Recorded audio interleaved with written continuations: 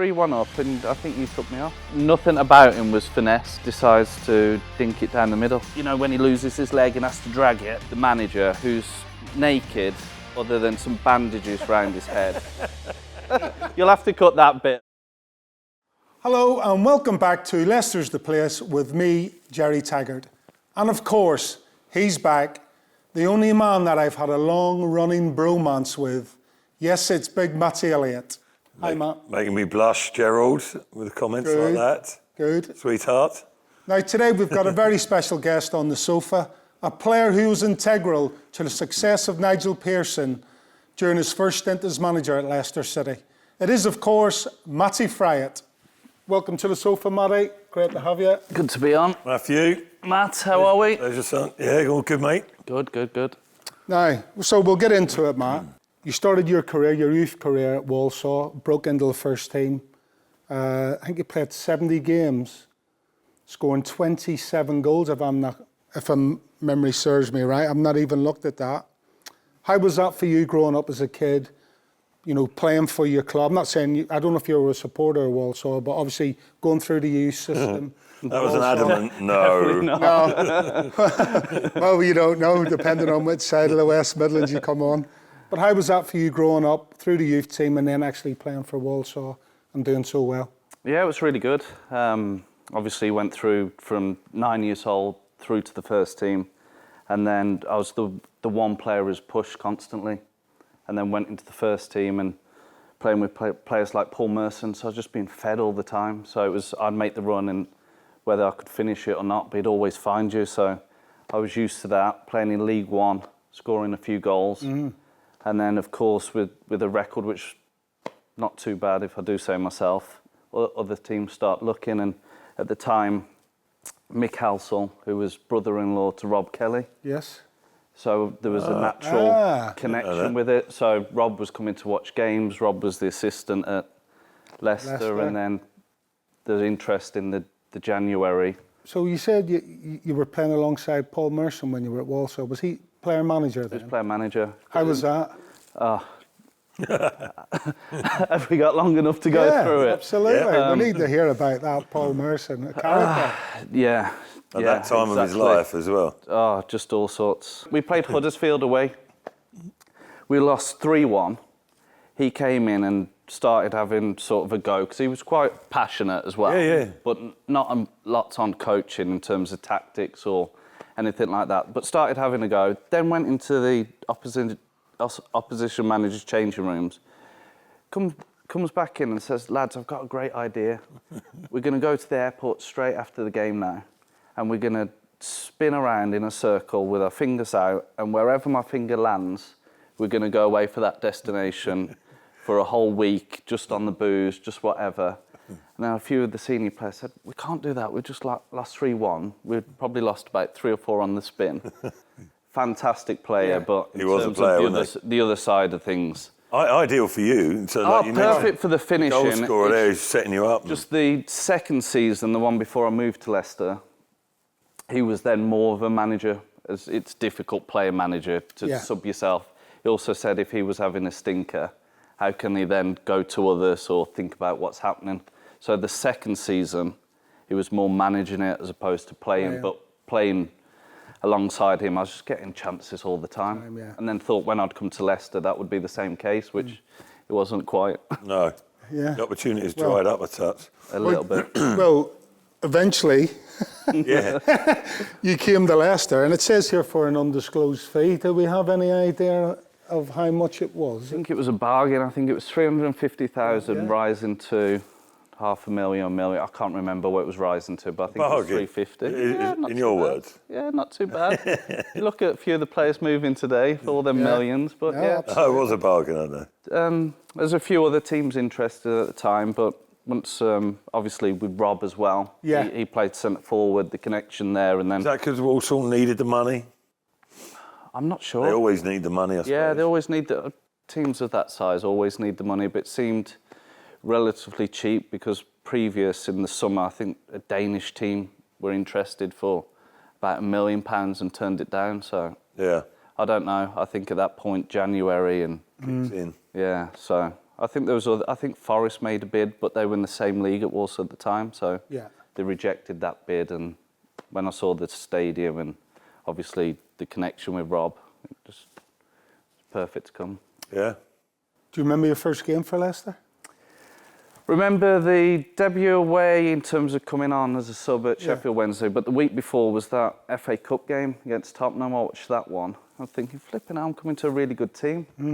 And then when I got in, I was like, oh no, they're not quite so good. But yeah, debut at Sheffield Wednesday away, lost that one.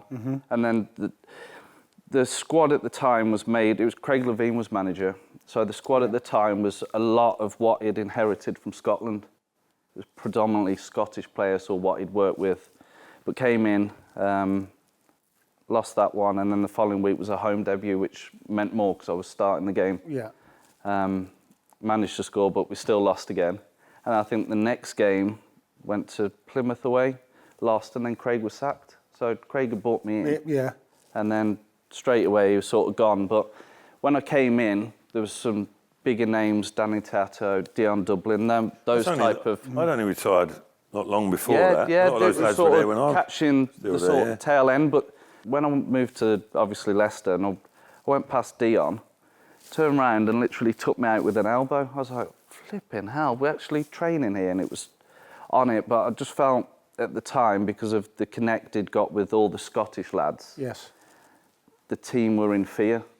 They seemed petrified on the pitch, but anyway, 2 games in or 3 games in, Levine got the sack. So, who came in after that? Well, Rob took it over, so it was perfect for me in terms of knowing how I played and what it was like, and it seemed to fit really well. And then enjoyed a good remaining part of the season. And Rob kept the club in the division that year as well. Yeah, but we were actually playing quite well on the front foot. We had some decent players or some more creative players. I know he was a bit of a nutter, but Joga Johnson, he could score something from nothing.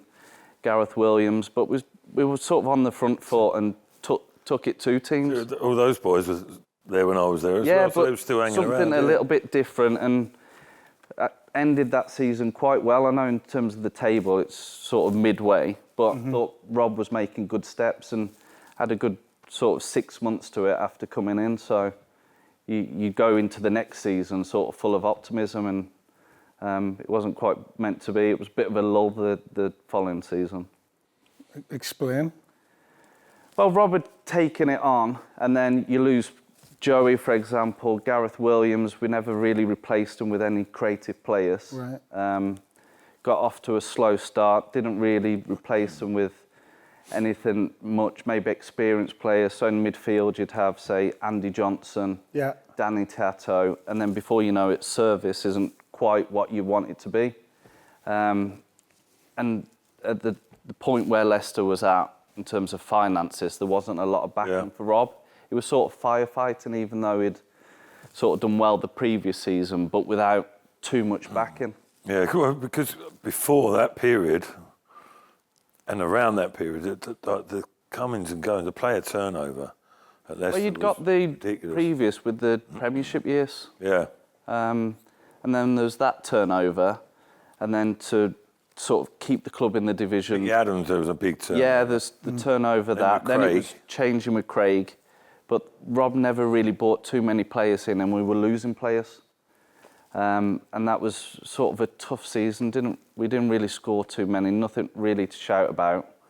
And then Rob was gone. Nigel Worthington sort of, I think he took over with 5 or 6 games to go, and then that season was sort of a write-off, but the writing was on the wall because we're sort of close to the relegation zone. But it was a season of just a stalling period. So it's fair to say at that time when you come in, it was a bit of a mishmash. A bit of a mishmash, a bit of a struggle just to keep yourselves in the championship, really. Yeah, it was. And when you look at the squad, a few defenders did well. I think the strongest part of the team was the defence. Gaz McCauley, obviously you know of. Patrick Isnorbo, players like that did well for themselves, but generally as that team... Was Jack Hobbs there then? No, this was long a few after, years. wasn't he? Yeah, but the defence did well and the rest of the team wasn't uninspiring. I think it was Martin Allen then came in, didn't he, in the 2007-2008 season? Yeah, so from having all until that point, so previous, like you mentioned, Merson, Yeah. Levine was a quick change. That was all of a sudden. It'd been sort of stable. I'd had set managers. And coming into that season, it was the norm. You sort of had one manager. Martin Allen comes in, and then we can carry on about the 4 or 5 that followed. But straight away, that was strange because I'd got told I wouldn't be playing anyway. By Martin Allen. Martin Allen wanted his players. Right. He was apparently told to sign other players what the chairman wanted at the time. And it was a complete mess. So the one thing that got changed out of all the stuff that could go on in the summer, he changed the flowers at the training ground. So they were blue, white and yellow. Mm-hmm. And this is what you're sort of working with. And a few games in, all of a sudden he's dismissed. And then the next one goes on, and then things start changing. There, 4 or 5. The next 4 or 5. Literally 4. Well, it was Gary Megson that came in after that, wasn't it? So that completely different. So you'd got Any little side stories, Martin Allen? Martin Allen. His one was he changed. You would have been in the dressing room when it was just one big open room, a bit like this room. Yeah. As one, he reduced it where you'd had the doors to it. I don't know what's like now, but where it sort of closed in the doors. Yeah. Yes. And there was the warm-up room or the physio room. Yeah. Well, he changed that to a cinema room. So you've got pictures of famous billboards or visualisation films. And all that. And this was the chill room. So you'd go there, say, 3, 4, 5 hours before a game and chill. Right. I don't know what it was in aid of in terms of bonding, relaxing, but no one wants to do that before a game. Yeah. Coming on to Megson, he comes in and straight away goes, fucking chill room, chill room. And he just obliterated it and went, no one's fucking chilling here. You get here then, and that's the way it's going to be. But again, he came in sort of... Is he quite intense, Megson? Yeah. Because I heard when he was at West Brom, he looked big on the fitness side, isn't he? Yeah, he was. And pragmatic as well. He didn't care who scored. If you scored, it was an own goal. If you had 5 own goals on the spin, he wasn't bothered who was scoring them as long as it was winning. Yeah. And it was fine because I knew he wanted to sign me before I moved to Leicester at Forest. Yeah. Mm-hmm. So when he came in from being told I wasn't playing at all and not featuring, to then all of a sudden I'm then playing again. Yeah. Well, I was about to say, if it was gone from bad to worse that season, well, halfway through it was going to get even worse because, you know, you had to work under me for 4 games and Frank Burrows, plus a cup game. I actually didn't know if that was coming or not, that, But. Did you play in the cup game at Chelsea? Yeah. Away? Yeah. With Carl Court up front? Yeah, 4-3. 4-3? Yeah. What are your recollections of that game? Because that was a game we could have won. Should have won. Yeah. Under my tutelage, may I add. But somehow we managed to lose. We were 3-1 up. 3-1 up. Yeah. Carl Court hit the bar with a header. 3-1 up, and I think you took me off. That was Frank Burrows. He can't defend himself now either. He's not in charge now. Did I take you off? I can't remember. No. Yeah, it was a good game, obviously, putting yourself up against those type of players, but 3-1 up and can't see it through. But I just remember at the end of the game, in the shower room, they had all Morton Brown stuff and us like taking it off the shower things and putting in the wash bags. Yeah, absolutely. And then, of course, after those 4 games, they decided to bring in Ian Holloway. Yeah. Again... What are your recollections of Ollie and his team talks especially? Flipping heck. Breathing at the side. So we've started Alan, Megson, obviously yourself and Frank for a brief time, and then Holloway. Well, his first introduction, he's in the canteen. All the players in and just a normal meeting. Instead, he ends up by getting all the tables together, standing on the tables, marching from one to the other, reciting films and what's needed, Chichilian speeches. But this goes on for 7-8 hours. No. Of Holloway on story times. And then Hours? hours on end. And he looks at his watch and it's late in the afternoon. He goes, probably need to get home now.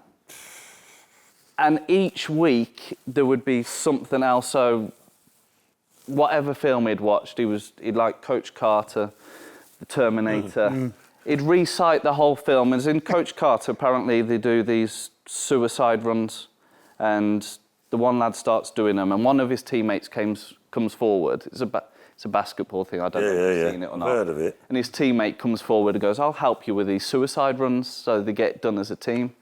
And he's saying, "We need this." And anyway, he goes on telling this film, but he tells it the same amount of time as the film lasts, and it gets again to 2 or 3 in the afternoon. He goes, "It's probably a bit too late to train now." You haven't trained? I haven't trained. We just listened to him telling Coach Carter or the Terminator about, you know, when he loses his leg and has to drag it. So he's doing this, Pain. doing all this and the fighting spirit. But because he recites the whole film, it gets again quite late and goes, probably best not train. Incredible, that is. So he's trying to get a togetherness. So Southampton, we go away. It's one of Ollie's things. It's 10 o'clock or something on a Friday evening. And he all calls us to the squash courts. At 10 o'clock? At 10 o'clock. So I'm in bed. well, I'm this is the thing. Some of the senior players had sleeping pills and were raging that they'd had to go to the squash area. Anyway, all us lads are on top of the squash viewing area looking down at the manager, who's naked other than some bandages round his head, saying that he's a character from Dodgeball. Patch. I haven't seen Dodgeball. No, I haven't. I've seen it. So anyway, he gets his staff to throw the balls at him, and he's ducking off the back of these things, and we're all just looking down. And then he shouts on up, "Get yourselves in threes. You're now going to do it." So we get in threes and... You got to go naked? No, we're not naked. It's just he's naked, but we're down there. Why is he naked? Because it was this character off Patch. Oh, or right, something. okay. He was bandaged naked, up and naked. Right, got you. I hadn't seen the film. So anyway, we get ourselves in threes. You've got to now take it with 11-a-side balls, quite heavy, thrown against obviously a backboard, and if they're missing, you could be taken out quite easily. Yeah. But we do this, take it in turns, so 3 on, 3 off, and then the next 3 on. Do all this, and then we're all pumped and everything, and he's raised team spirits. So next day we go and play Southampton. He'd try and do it like fantasy football or Football Manager, where he played all forwards. Because obviously they get goals, but there needs to be a balance. But he'd put me on the right wing, Ian Hume on the left, Barry Hales in the hole, Steve Howard up top. It'd just be a mess. But anyway, from that rousing speech and what we need to do together as a team, kick off this game at Southampton. We're 2-0 down after 10 minutes. We get beaten easily. It's like, oh my gosh. But he was doing it for team spirit or trying to get a togetherness. Trying to get a tune out of the players, wasn't he? Or trying to change the... He was just, crazy guy. Things were about to change for the better, thank the Lord. Once you were out of the equation. Oh, I was still there. I was still slipping in and around, but things, as soon as Nigel came in through the door, changed dramatically. It has to be said, for the better.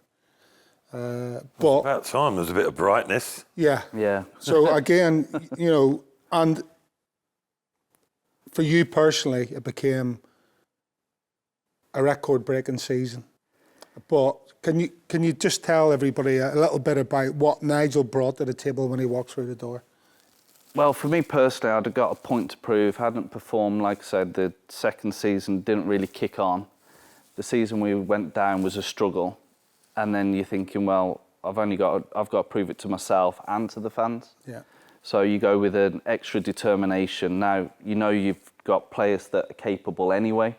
We've got Steve Howard, Matt Oakley, a blend of some younger players. So Nigel just seemed to get it straight away. He got the group together, knew what he wanted, sort of dependable, reliable players without being world beaters, but got that team and just knew what he stood for and just connected everyone. And then from minute one, you get off to a good start, you're already going to be one of the strongest teams in the league. I quite liked his approach in terms of you knew where you stood. Even if you weren't featuring, you knew that as probably up until that point. Quite straightforward, yeah, wasn't he? But up until that point, no one really knew where they stood with all the changes and everything. Yeah. It was nothing could be planned for. Yeah, nothing. So it was a fresh start. Yeah. Of course, he had Craig Shakespeare, Yeah, Rest him, Shaky. and Grandad, Steve Walsh, Yeah. Senior. They just seemed to get it. Obviously, How did you find the training at that time, Matt? Nigel's, where he had you in the gym just as much as he had you on the training pitch at times? yeah, with the fitness side of thing, with the pre-season, he had a set formula for each player? fitness things in terms of where you'd be at, and he'd come back to those points. So That's right up your street, mate. Isn't it? I was fit back then. Oh, yeah. So that he just knew it, and as much as sort of under pressure to go and perform, you never felt that way. Right. And everyone, once you came into the training ground and the stadium, you just got a small little group, but you knew what that group stood for. And personally for yourself, you got off to an absolute flyer. In terms of I got off to a good start, which I needed to. And then all of a sudden, confidence kicks in. It's weird, especially as centre forward. You need that, and when you get off to a good start, and then it just snowballs and carries on. If it'd gone the other way, you never know. But sort of turned it around for myself, particularly that season. Well, You know, sorry, Gerry, but as a striker, Yeah. an out, you had more to your game. You know, you weren't reliant on solely scoring goals, but it was a massive part of your game, any centre forward. But I was just interested, like what you say there about your confidence and the different stages. But behind that, you must have that constant belief that you are. Because of your record, you scored goals throughout as a kid, and then different stages of your career, different levels. You must develop that confidence to say that, or do you? Do you think? Do you know it's going to come back round at some stage? No. No. I always felt doubt. That was probably one of my biggest things, the mind on it. I always started to worry after about 6 or 7 games if I hadn't scored. Yeah. And then even if it was at a level you know you've done before. Yeah, weird. That 6 to 7 point, I felt I was then desperate. I'd take any goal, and then you can start building again. But if you go more than 6 or 7, even though to everyone else, I'm sure they're not thinking about it. But to you, did you not remind yourself that 10 games ago, didn't matter, or 15 It's games just ago, that you got 8 on the trot? Yeah, to that 6 or 7 point, you're looking, you're sort of hoping for anything. Well, you didn't have to worry about that season, did you, Matt? Because you got, as I said, you got off the flyer. I think it was 5-4, and this is where the first of the records come in. 20 goals by Christmas. Not in 42 years had a Leicester City player. Derek Dugan. Remember him, Matt? I knew that one, son. I knew that. 20 goals before Christmas. So confident, and obviously that was being backed up by the results. Must have been really high by then. It's about time I started scoring. But no, again, it's the flip of it. Instead of being worried about scoring, you're just thinking you'll get a chance at some point. Can you take it? And you know, it's sort of at League One, there will be chances. Steve was doing most of the work, and I was just working off him. And it just flows you, and your confidence you're not even thinking if a chance will come. You know it'll come, and it's then up to you. So everything seems to. It seems easy at that point because you're full of confidence and just sort of riding it. And you've got, alongside Steve Howard, you've got Paul Dickoff as well. I know. So them two, bags of experience. Did they help you? Or were you just sort of... Steve, massively, in terms of his game. I could work off a target player. I hadn't sort of worked off a target player before.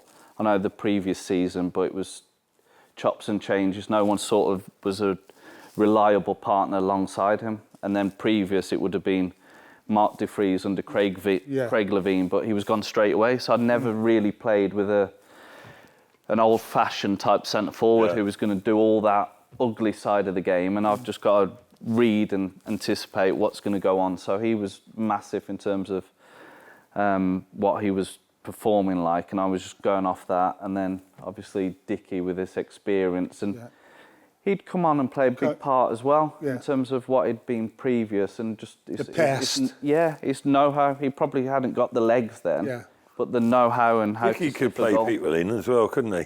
He was a little bit, but he's more. He was either coming on for me or partnering, and but again, he got it, didn't he? And sort. Yeah, he was more busy, but he could still take a chance if it came along, and with his experience and know-how. And someone like him was just like, keep your feet on the ground. I was like, they're fine.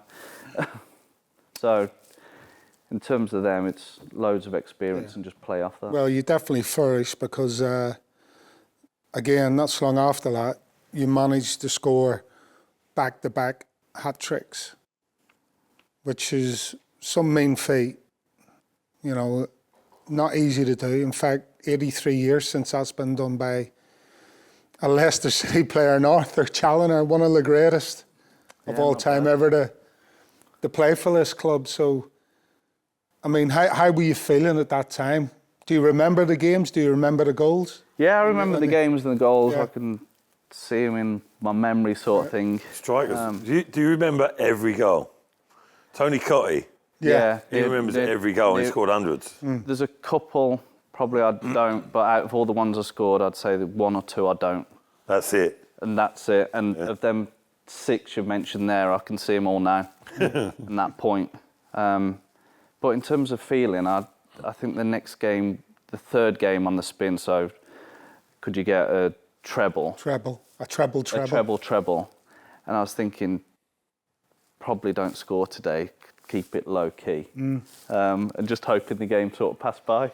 So you didn't score on purpose? Didn't score. No, I didn't score. If it came my way, I'd score. But at the same time, I was like, I can't do a treble. Why not? Just wanted to keep it low key, and then we managed to win the game at Carlisle. But it was 2-1 and hadn't scored, and then. Oh, I'm happy with the 6. I've done 6 more than and 2. okay. Let someone else for this week. I can come back the following week. Do you remember the game that clinched promotion for Leicester in that season?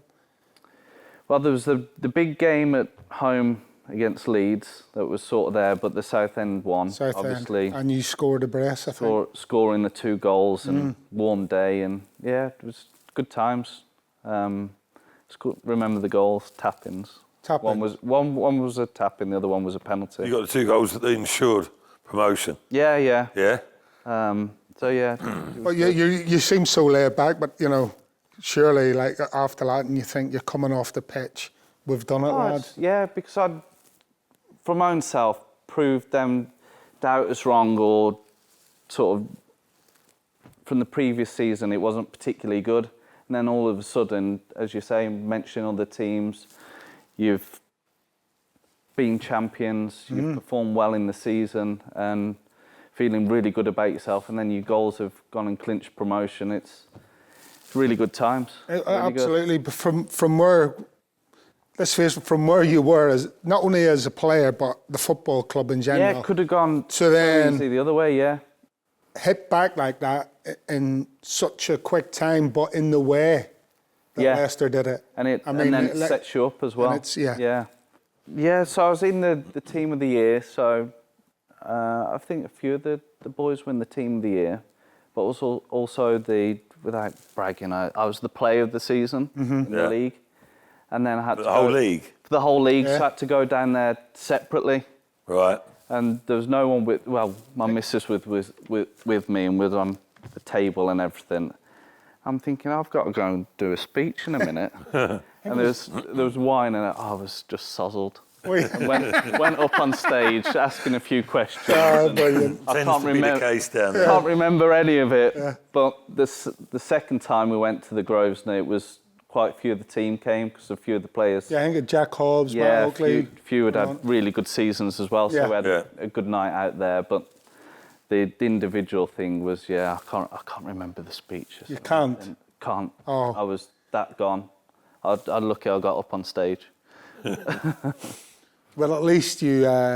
You have the red wine all day. Yeah. No, it was a mess. White shirt. At least you kept it as you should do when you go to the PFA, because everyone gets sozzled, don't Arla did Yeah, do. of the team. Yeah. That one. I remember that. 'Cause obviously, all different teams as well, but the other one was, sort of on my lonesome. Another award you won that season, Matt, was obviously the Players' Player of the Season as well. Yeah.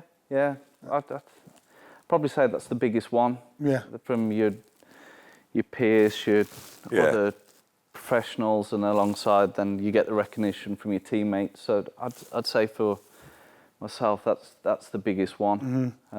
Someone could say Player of the Year is probably even bigger, but Players' Player, it's a nice award to Yeah, win. nice. Of course it is. And was that a good night as well after the awards? I can't remember that night. I genuinely cannot remember it. I can't remember it. It must have been a good night if I can't remember It was it. either a really good night or a really bad night. Yeah, I can't remember that night. I'm not saying it was your breakthrough season, but in regards to you personally, things That couldn't have went, was went an much amazing better. season in terms of all the goals, The awards, the awards, breaking records. It wasn't too bad. Not too bad. I'd say that's pretty special, mate. Yeah, I think from that, and we'll obviously come on to the sort of the last season or the final season before, but that is sort of those records of them. Obviously, immensely proud of them, but then absolutely. they can't be taken away as well. So when you look back on the things you've done, that's part of it, and it's sort of your tiny little piece in the foundations to then what the club eventually do go on to achieve later down the line, and that Nigel Pearson starting point to then what it flourished into. And the sort of, I wouldn't say it was as iconic as the Dick-off Man City goal, but you're sort of building the little blocks of the foundation to then what eventually Leicester go on to achieve as well. I played a little thing, and then you had the records in that season. So Very that much was a perfect season. Because like certain players have played, and they sort of promotion, but then Leicester got relegated after that, whether it's Premier League, Championship, or whatever. But that was definitely the platform, wasn't it? Yeah. To get that promotion back. You think of that feeling and what it was like compared to the previous season, and then you come away from it thinking, we could go again next season. And then it carried on. It's not like there were big negatives after that. No, because you got maintained a level. You got the squad, you got the confidence, and with a couple of signings, I think Nigel brought in Richie Wellens, he was a key player for us, Paul Gallagher, a couple of others. Yeah. On top of what we had, and then you get off to a decent start again, and then find yourselves in the playoffs for most of the season. Think, can we go bounce back and even go one beyond and get back in the Premier League? And how was your form that season? Good, really good. Yeah. When I look back on my career as a whole, and we go into this without being self-indulgent and looking back through it all, mine was sort of... That's why we're here. Yeah, but mine was on disruptions. Yes. So that when I didn't do well, it was either injuries or I got them at the wrong point, or if I didn't, I was doing well, or there was always something in that. But that season I was doing really well and broke my jaw halfway through it. I know the team carried on, but myself, I was flying. I felt I was playing even better than the previous season. You could see you were on a proper roll.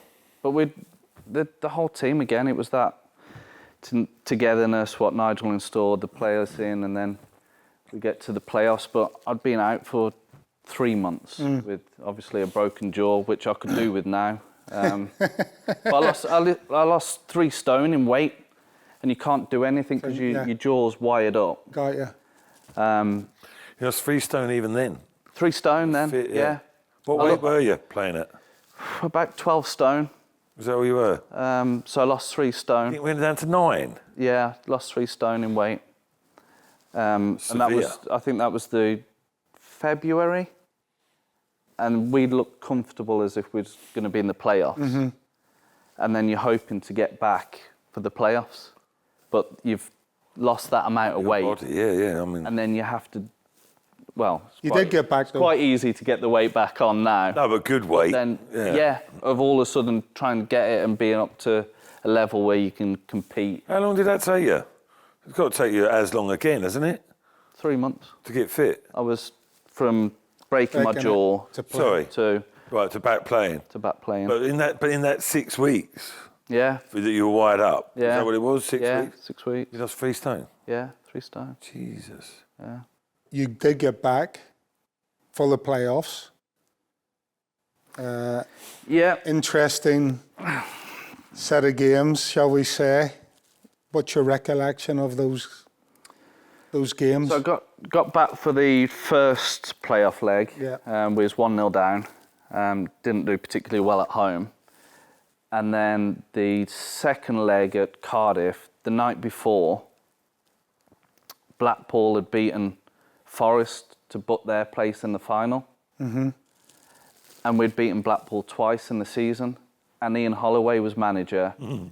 DJ Campbell was up front for them.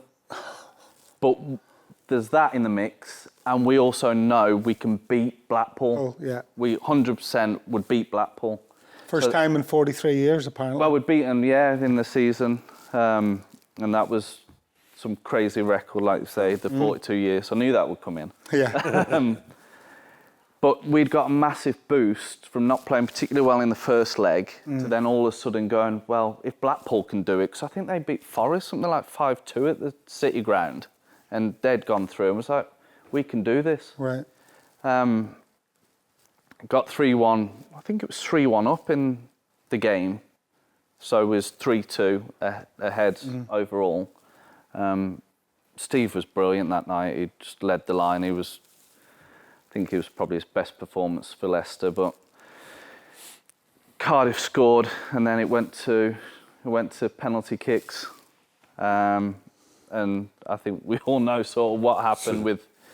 Well, let's go through the penalties then. That's one by one. Obviously, you're taking one. No, thank goodness. You didn't take one? No, because I came off in extra time, because obviously fitness-wise and everything. The first game in the playoffs, I came on as a sub at home, and then decided to start me in the second leg. So, having been out that amount of time as well, I was flagging a little bit in extra time, and I got replaced, I think, by Martin Waghorn, who ended up missing in the shootout anyway. He missed as well, yeah. But there were really good penalties by both teams up until Jan, I think Nobby had scored a good penalty, Steve had scored a good penalty, and we were fine. And Jan... Solano. I was just thinking of that. Yeah, good player. I forgot he actually came to Leicester. Yeah, good quality. Player he was. But Jan, everything about him was power. Nothing about him was finesse. Yeah. And decides to dink it down the middle. Like in training, he would tackle you from behind. He would smash everything. He was just horrible. You'd think, who's fouled me in training? Oh, it's Jan. And then, for some reason, he decided to dink it. But you just don't know under pressure why the choices go on and the feeling. Then you lose the shootout, and then you're thinking, decision making under pressure. You just never see him.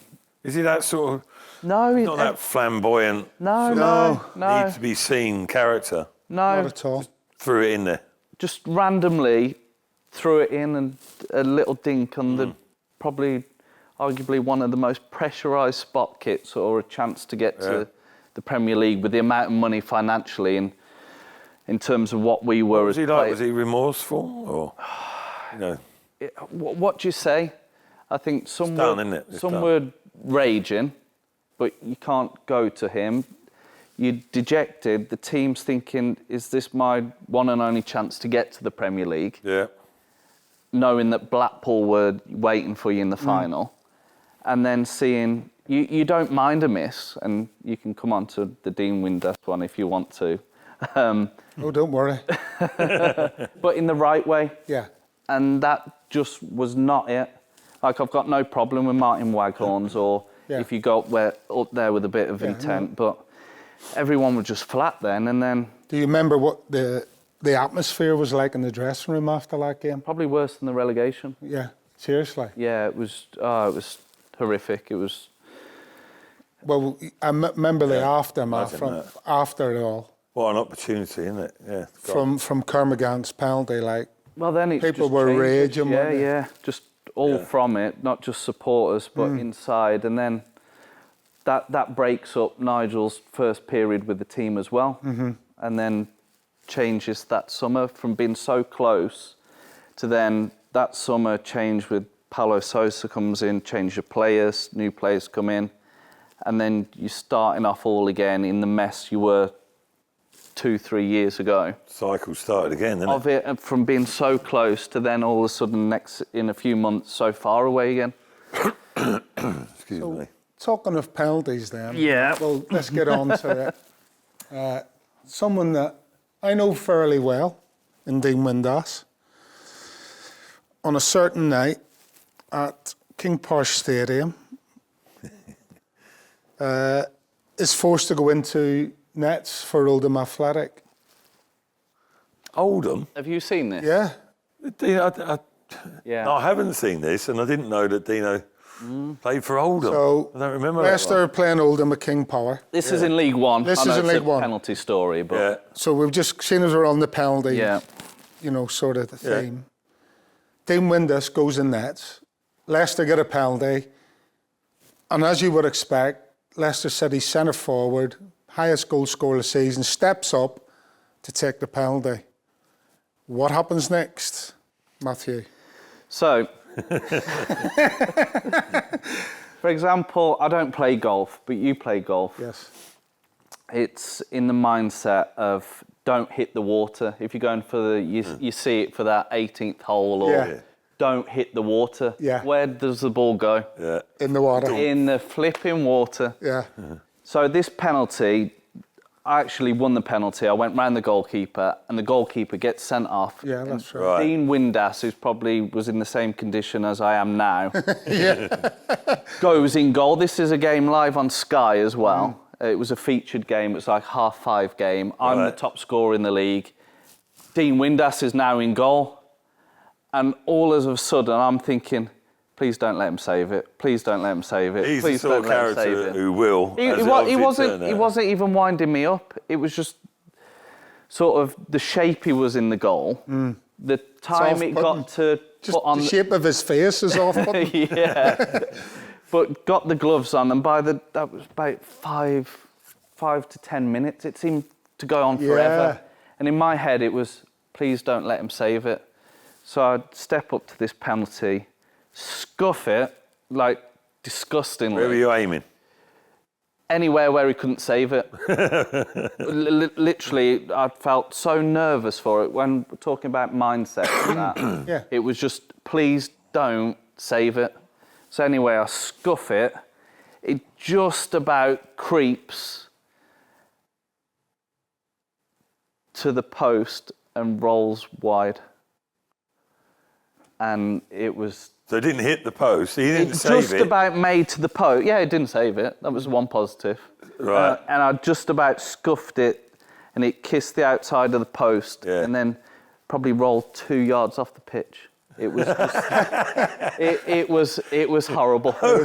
Yeah. Wow. It was, Like, proper miss hit it, you know. yeah, it literally just about got It there. rolled over the top and of just it or something. Literally just Oh. fell off the pitch.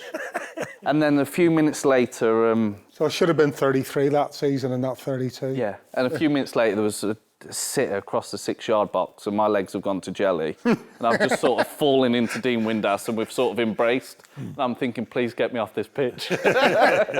Well, fair play to you for opening up about that. know, But, yeah. The only thing I can describe it as is that don't do that, don't play in the water, and my mindset wasn't good enough. It was, don't let him save it, but he didn't save it. It was still an embarrassing surprising that moment. someone who scored as many goals as you did. Yeah, and then later on, You I did haven't- take penalties you know, sometimes- later on, but it was just the fact that it was an Didn't have that outfield ruthless- player, Yeah.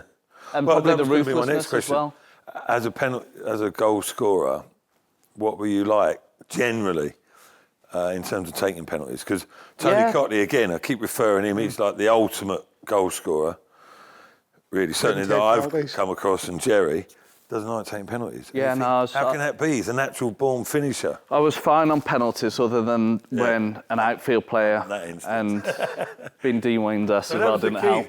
So down the line, they should have put outfield player, get him kitted up, and Matty goes to shreds. Like. Yeah. I'd never faced another one against an outfield player, but on that point... No, you wouldn't too often, would you? I think I would have turned it down. On the I don't basis think you'd of have got it, what mate. before. You wouldn't have been given the ball. Probably not. After your last attempt. Strange but true. Okay, so we move on to the first season after Nigel's departure. Yeah. Nigel's contract doesn't get renewed. Leicester bring in another new manager in Paulo Sousa. Paulo Sousa. What a player he was, Yes. by the way. Did he ever join in training? Yeah, it was horrendous. Was he crap? He was like a frail old man. Oh, bless him. And we also wanted to nail him. Right. Oh, Weren't too keen on him, mate. interesting. No, he just...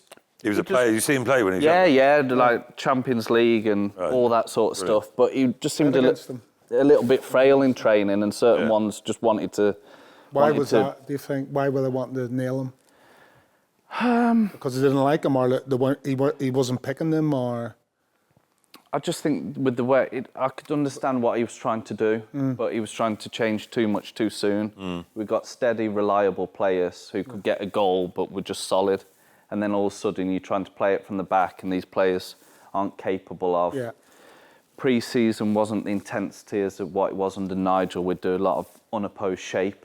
And he'd do a lot of team meetings where he's talking for a long time and people are disinterested, and then results were poor. And then when he joined in training, some could see he was not in the condition he was as a player. He didn't look sort of fit and lean. Yeah.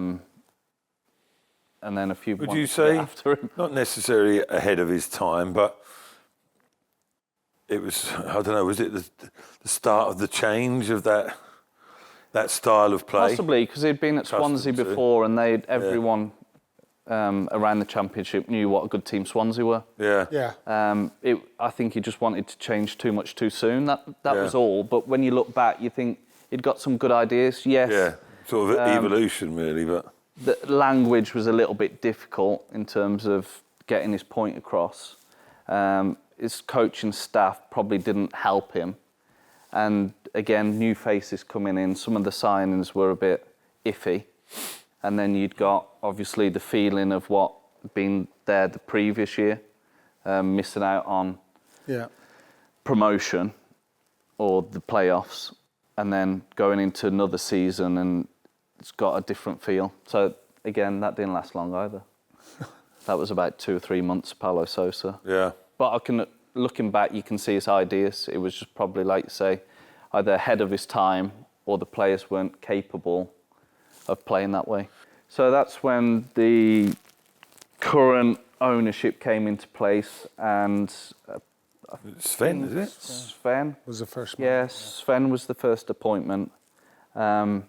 God rest him. Yeah, another one, like say, shaky, Sven. It's life's precious. I think my last game under him was in the snow at Ipswich, and he brought me on when we were 3-0 down. So was that Chris Kirkland in goal? Wasn't he? It could have been any. It might have been. Snow at Ipswich. I remember that. Yeah, Chris Kirkland was at Leicester, wasn't he? Briefly. Yeah, another former Premier League player. Yeah. So that was my sort of last game, and then. At that point, Nigel had got the job at Hull. And I wasn't, you can imagine how I'm feeling. And he's thinking, well, I need someone to score. You're not playing. Hull are interested. It's a no-brainer. Yeah. Obviously, leave Leicester. And then after 6 months, Nigel comes back to Leicester and leaves me up at Hull. And yeah, Leicester then go on and achieve great stuff. Was there ever any rumour about coming back again? I don't think so. No. But everyone who he took from Leicester from the first time, Shaky, Reevesy, they all went up to Hull. Yeah. I moved up to Hull, moved my family up to Hull, and then 6 months later he comes back to Leicester and starts it all again. So it's crazy how it works. But you're not chasing them out the training ground door at Hull saying, "Hello, it's me." Why have you left Nigel. me here? Hello. So yeah, Worth a go. then he comes back and then the rest. But from the initial Nigel bit, he put the blocks, the foundations in, and then carried it on, and then so on, so Picked forth. back up again, didn't he? Yeah. So yeah, it ended for me a bit sort of mixed, to say the least, under the Sven period. It's not straightforward football, is it? I mean, It's a not. lot of people, yeah. a lot of people remember, like as players, we do. You remember the good times, remember don't the you, highs, of course? don't you? Yeah, but and there supporters is do, but there's ups and downs. There's it's like a roller coaster. yeah. With most players. Yeah, which is norm. Not everyone is up there, but touching on it, you think I think I made a little bit of difference in the times when it wasn't at the best, but it set what Leicester went on and did, and I played a little bit of a part in that. Well, I think that's a perfect place there, Matt. You've certainly made more than a little bit of difference to our podcast. Thank you very much for coming along, Pleasure. Matt. Pleasure, Matthew. Cheers, Matt. Well done, son. Nice to see you. There we go, Gerald. Done and dusted.